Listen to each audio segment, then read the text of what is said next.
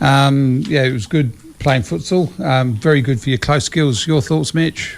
Yes, very good, especially for younger kids. Yeah. Smaller areas, tighter areas, more pressure, less time on the ball, so they've got to think quicker. They've got to have the skills to execute. And that also feeds into 11v11 later in life if they play outdoor. Absolutely, it does. All right, Mitch. Now, the reason we've got you in, and I've got Phil Kelly on the phone. Good morning, Phil. How are you? Good morning, gentlemen. Good morning. Morning, Good morning, Phil. listeners. Is that, there's not been an awful lot of publicity. I know there's been some Facebook announcements and other bits and pieces going around, but Ashfield are kicking off an academy, and there's the plethora of academies around. What makes yours different? What makes ours different? It's first of all, it's in a club.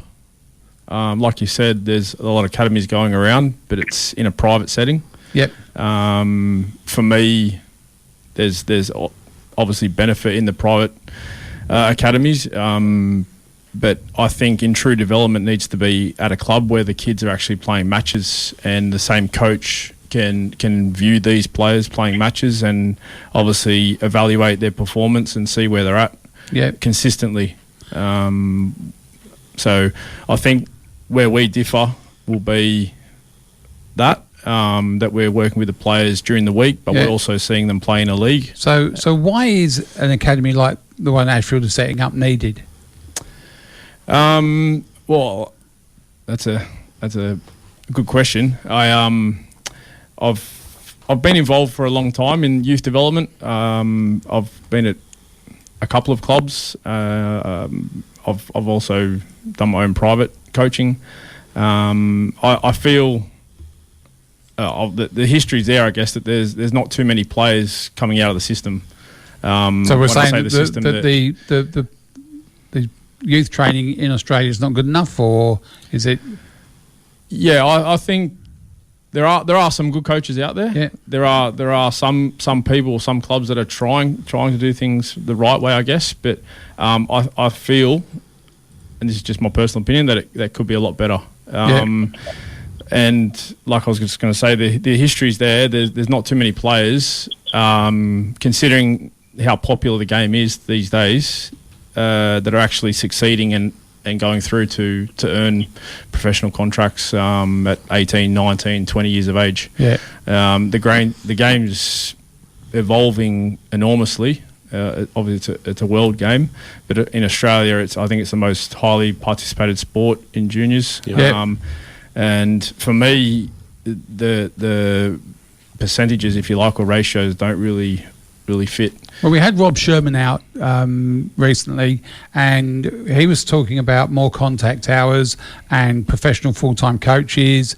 We've got clubs out there that are enthusiastic C licence holders, but it's still very much an amateur sport.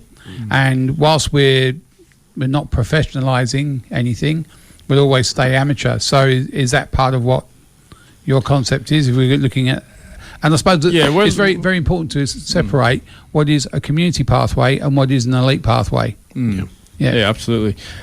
Yeah, I think we definitely want to bring professionalism to youth development. Yeah. It'll be at Ashfield, but there is an opportunity to do it. I don't understand the current system or the current structure of youth development and what's available to kids at clubs who are paying and also parents are paying, I won't say really high, but it's not cheap to play football. For what they pay and what they're provided in terms of training and development, I have big questions over. And the contacts I've had with elite players is that they'll play for or pay for their club coaching. They'll play for another development coach doing skills work. They'll pay for a fitness trainer, and they'll do other work with other people. So that they're paying 4 or 5 times to have training that's associated with their football.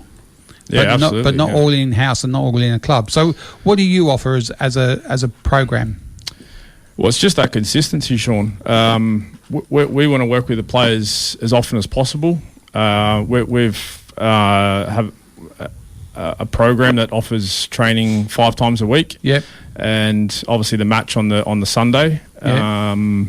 This is also part of the 18s and the reserves, or the 20s, if you like. Yep. But we want to engage and have more contact hours with the players to truly develop them and limit that not interference, but limit that that time that they're not at the club, that they're off, sourcing other coaches or fitness coaches or other programs. So in true development, I feel that the coach needs to work with the players on a more consistent basis.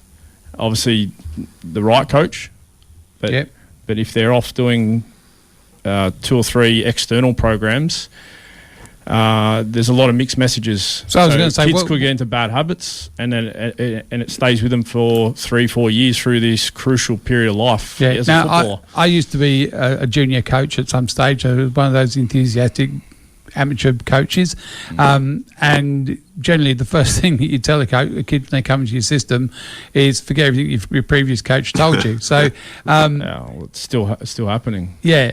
So I suppose what you're offering is consistency of coaching. That message, if you've got a kid who's in your program who is also involved in another skills program, you've got 2 coaches who may be selling contrary messages.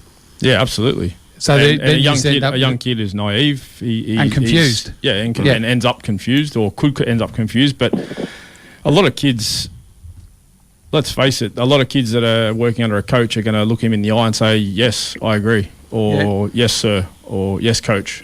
So for a kid at, let's say, 12 years of age to do that for 4 or 5 years with 3 or 4 different coaches at his disposal, I guess, that he's working with during the week, how does a kid know which coach is actually giving him the right information? Absolutely. That's my biggest concern. And I've seen it for years. It's happening, and it continues to happen. You've been involved in a lot of youth development. You were at Melville, you've been at the Glory, and you've also been at Bayswater, so you've obviously been around some very good programs. Generally speaking, if a kid in one of those programs is getting how many contact hours a week? Well, generally it's 3 sessions a week, 2 to 3 sessions a week. Yeah. Could confidently say at those clubs. For me, I feel, well, like I said earlier, that there is time to do more. Yeah. But it depends on what those clubs want to achieve. And are you offering just purely football coaching, or is there strength and conditioning, running, and other specific skills coaching? Yeah, absolutely. As it's an important part of their development. Football at the highest level is a fast sport. Mm-hmm. It requires a lot of running. It's about intensity as well as the skills and decision making. So if you don't prepare your body, then you limit your chances of actually signing a contract at 18, 19 at a professional club. Okay, so the intent of this is to develop a professional footballer rather than just... Absolutely, yep. So if you have someone that comes through who is as good as he gets is the Ashfield first team, or into an NPL club, is that success or failure for you? Well, it's not for everybody. Yeah. It's a tough life. I think people may not realise that. You got to sacrifice a hell of a lot to get to a certain level in football. I can speak for football itself. I think it's consistent across other sports, but for football, it's very difficult. So to see a kid maybe grow up in our program and then play NPL, that could be a success, because it's not for everybody. It's and the percentages there, everyone knows that it's a small percentage of kids that actually go on to be. So I suppose really what you're looking for is someone that can realise their potential rather than someone who doesn't get to their potential. Yeah, absolutely. Yeah. If I can just bring Phil in. Phil, why Ashfield? Yeah, that's probably a very good question, actually, Sean. And I think in this particular time, it was just serendipity. That it was the right place at the right time. We had there were multiple meetings going on about certain things that were taking place at the club, and that have been taking place generally in the league as well. Obviously I've been involved in a lot of those discussions, and I was in front of a lot of parents that are currently within junior development programs and that sort of thing, and I was having a chat with a lot of coaches as well. And I guess it brought Mitch and myself together, and I started talking like Vandy Osborne as well, and we sat and asked a question, and the question was, well, why can't a club do this? And the questions first or initially started in that Mitch and Andy had this idea, and what they needed to do was find a club that was willing to, take it on and take a bit of a risk, and that was us at that time. It was just one of those moments, the stitch-in-time moments, where we thought, we could probably do this, and we believe in it. We think it's certainly the right direction to be going. It's a incredibly ambitious and bold plan, and it's a very, very large project as well. But we firmly believe in it. The board firmly believe in it as well. And look, it's just right place, right time with the right people. I think that's the best way to sum that up. I think one more thing. Sorry, Sean, but we've thought this through long and hard. I've been at the coalface for a long time.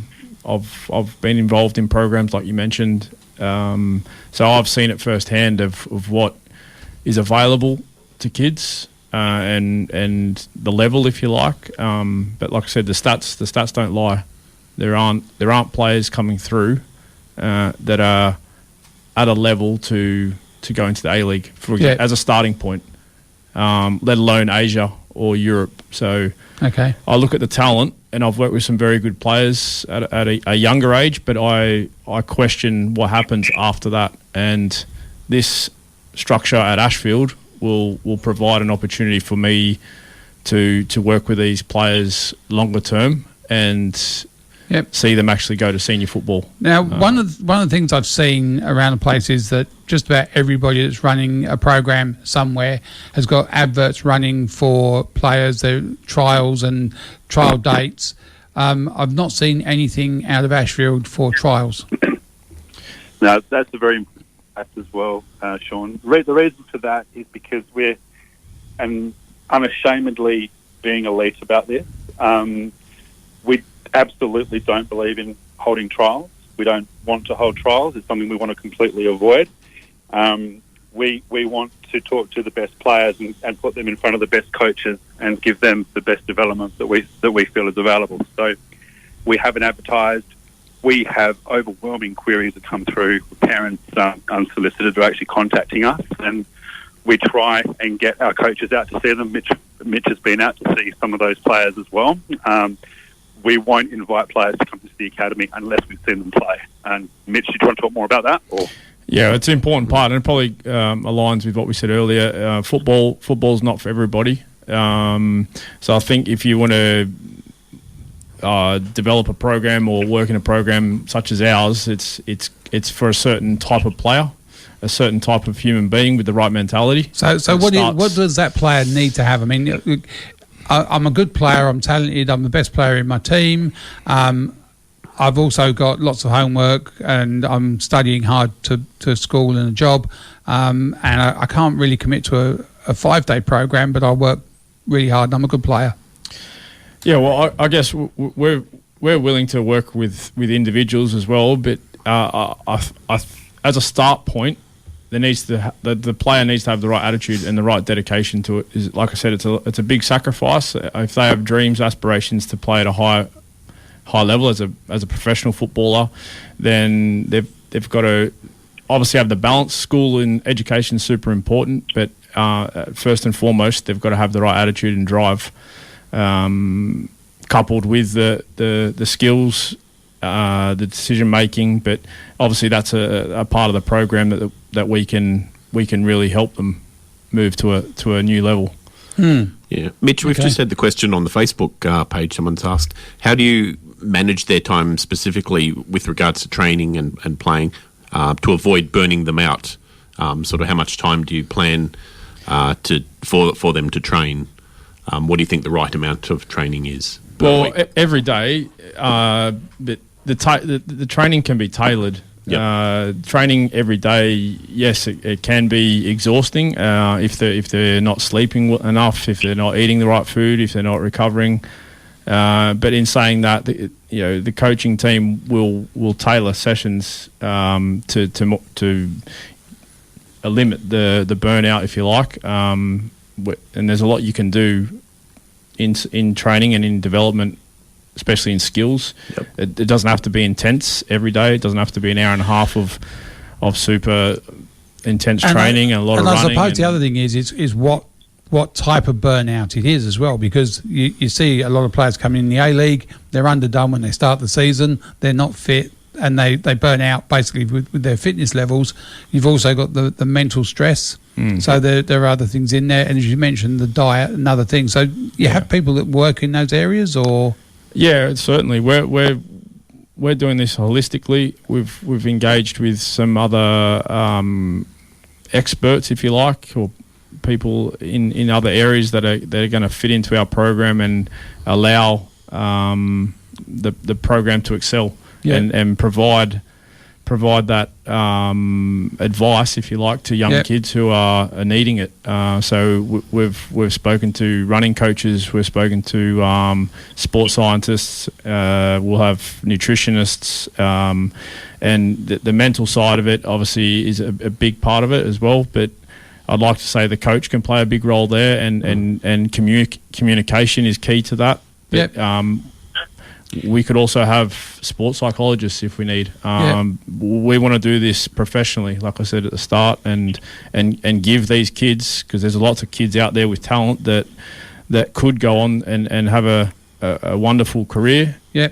But the way it's working at the moment, it's not conducive to youth development and to giving these kids that chance. You've had a great experience in youth development, growing up in Wollongong, and you played for the Northern Spirit, Marconi, Glory, and overseas. So you've travelled that pathway, that journey. You were in the ACT program, so you've got great experience of youth development from a consumer's perspective. So I imagine along the way there's things you've identified that could have been or should have been better for you, and these are things that you can bring into this program. But your experience alone, you're someone that's walked the pathway rather than someone who knows where the pathway is. Yeah, absolutely. I had 2 wonderful years at 16 years of age, or 16, 17 years of age at the Australian Institute of Sport under some wonderful coaches, and it had a massive impact on my life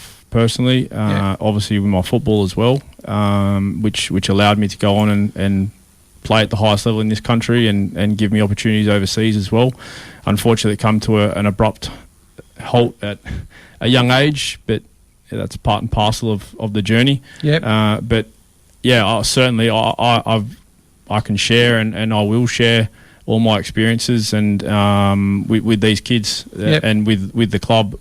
And it's not just the kids we're talking about; it's the first team as well. It's so coming to the development stage in their process. Coming to the first team, obviously Ashfield's had a very good first team the last few years.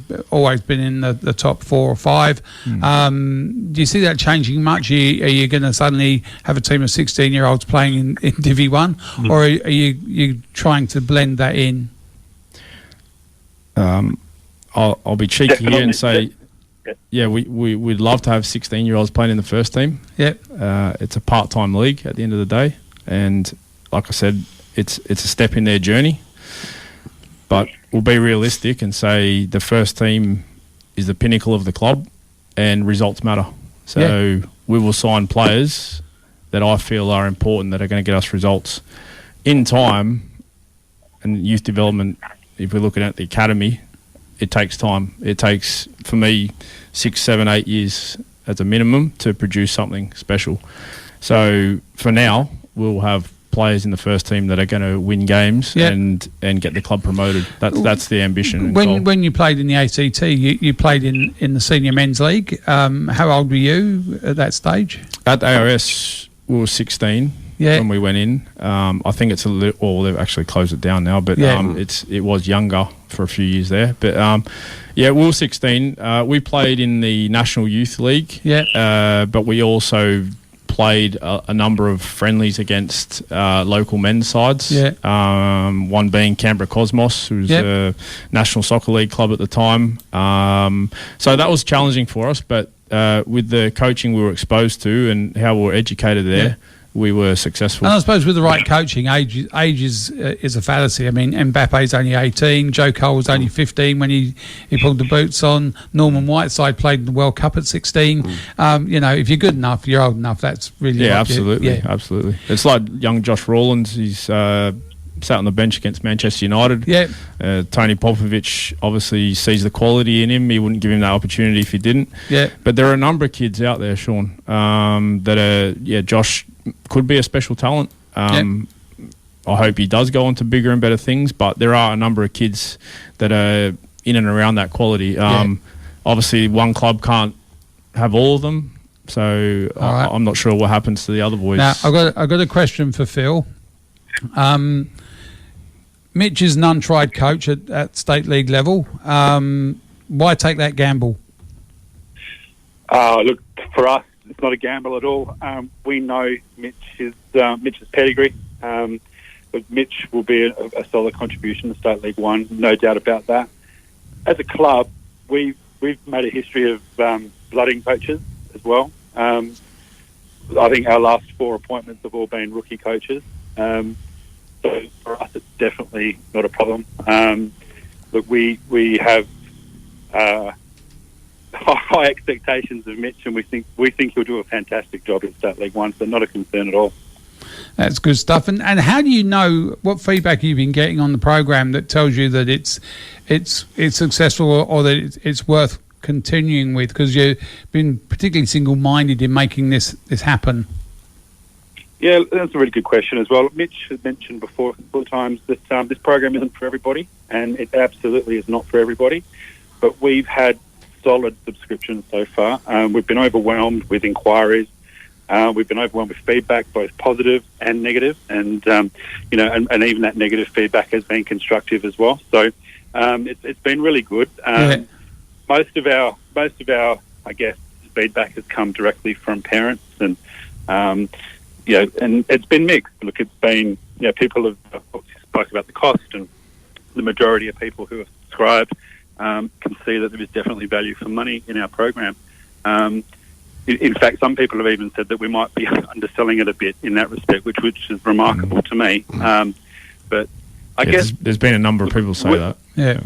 Yeah, which is remarkable because we want to keep costs low, and we'll continue to do so. But there are ultimate goal. There are some elephants in the room. You're not in the NPL, and under the current structure, you will not be in the NPL.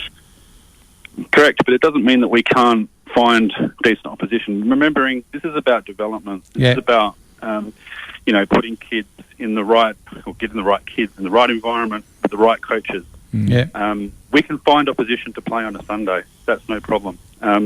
Or even midweek, we'll search the country, we'll search Asia. If we need to find quality opposition, that's what we'll do. And we make no excuses about that.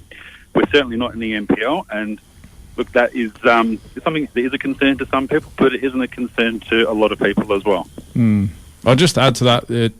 Rob Sherman, the new FFA TD, was in town recently and held a presentation and openly admitted that the current system, current MPL system is not working. It's a brand. Yeah, and exactly right. Yeah. And we weren't going to sit around and wait for FFA or anybody to design a structure. We think, look, this is what will work for us at Ashfield with the current coaches and the personalities we've got at the club.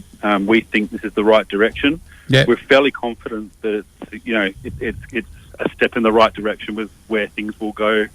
And if I can, with youth development around the country, the fact that you don't, sorry, John. Yep. The fact that you don't hold trials is that a statement of intent for a player that once they've joined your program at 11 or 12, that their pathway is to stay in that program and progress rather than having to fight off other people next year and the year after? Well, I think Absolutely. Yeah, I think at the end of the day, it's a football club we're working on at. Yeah. Yes, we have a plan, and we have a very good plan, I feel, for young players, and also those in the senior section of the club. But at any football club, there are changes. There are players that come and go. If there are good players that are better than what we have, then we need to think about it. Yeah. Because at the end of the day, we want to have the best program. But when you go into a program, as whatever age the kid is, you sign up for a program this year, knowing that at the end of the season you're going to have to trial again. That must play on your mind at some stage. You don't feel that you have any tenure?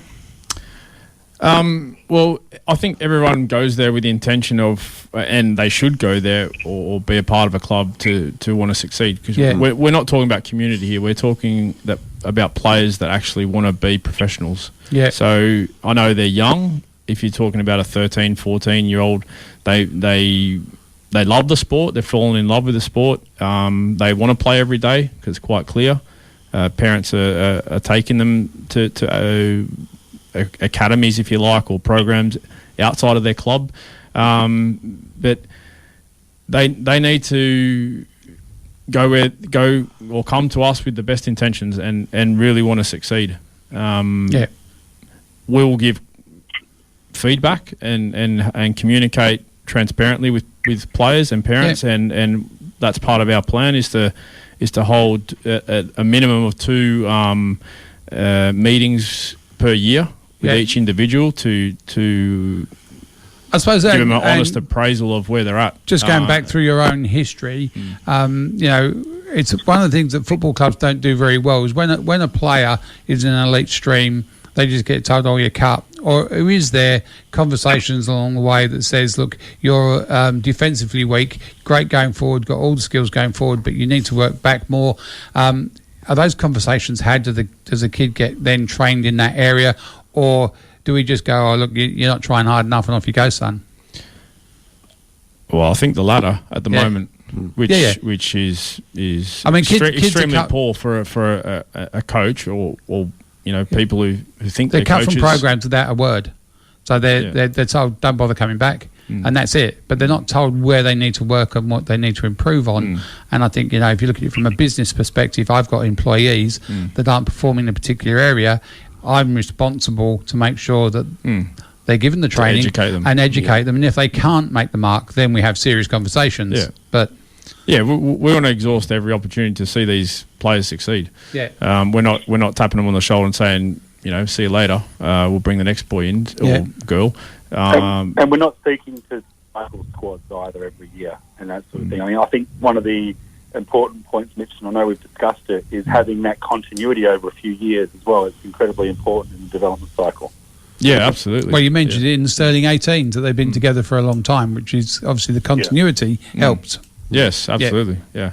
But there is that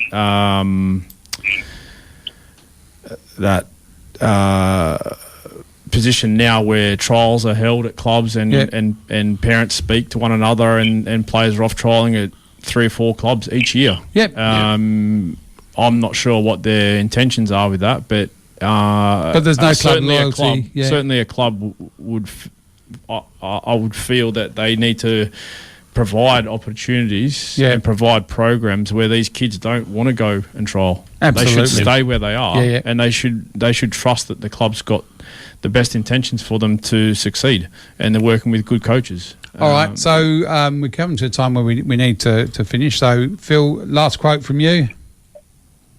Oh, dear, you put me on the spot now. Yeah. I'm going to have to think about that, and I might have to get you next time. All right, no worries, Mitch. Yeah, I think just to recap, I suppose we want to improve the standard of youth development in this. I speak for this state. Yeah. I speak to a lot of people over east, but I'm not going to go into that. But in this state, I think there's enough talent. There's certainly enough talent and quality for players to move into the A-League.